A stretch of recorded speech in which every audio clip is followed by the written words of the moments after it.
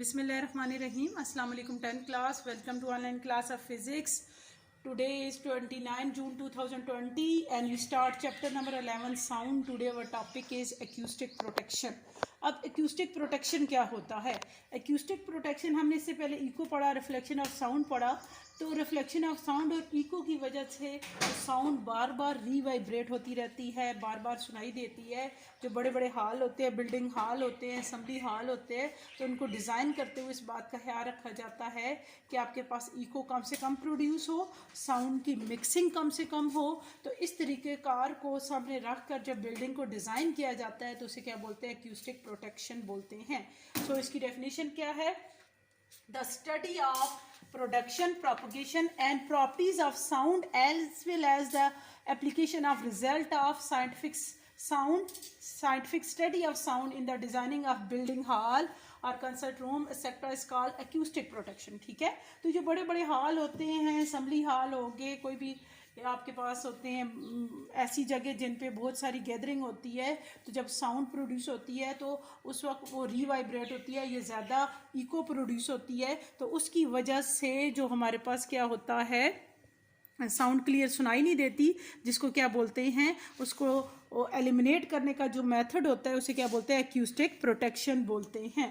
Understand. So हमारे पास acoustic protection is the application of soft and porous material to protect individual against the undesirable sound and noises. ठीक है. Acoustic protection में इस बात का ख्याल रखा जाए, इसको हम कम से कम करने के लिए सॉफ्ट और पोरस मटेरियल इस्तेमाल करते हैं. मतलब जो सॉफ्ट और जैसे स्पंज टाइप होता है, ठीक है, ये ऐसा मटेरियल इस्तेमाल किया जाता है जो साउंड को ऑब्जर्व करता है, जो साउंड आवाज़ को जज्ब कर लेता है, दोबारा रीवाइब्रेट नहीं करता. मतलब जैसे आपके पास एक खाली कमरा होगा तो उसमें आपको आवाज़ ऊंची सुनाई देती है और साथ ही साथ क्या होता है, आपको अपनी इको भी सुनाई देती है. बट इन केस ऑफ अगर आप उसी कमरे में, रूम में फर्नीचर रख देते हैं, पर्दे लगा देते हैं और कोई सामान रख देते हैं, तो वो आवाज़ आपको इको सुनाई नहीं देती. इसका रीज़न क्या होता है? इसका रीज़न ये होता है, ये जो आपके पास फर्नीचर होता है, लकड़ी होती है, जितना भी आप और उसमें पर्दे वगैरह इस्तेमाल कर रहे होते हैं, ये साउंड को ऑब्जर्व करते हैं. ठीक है. तो इको सुनाई नहीं देती. सो इसलिए हम ऐसा मटीरियल इस्तेमाल करते हैं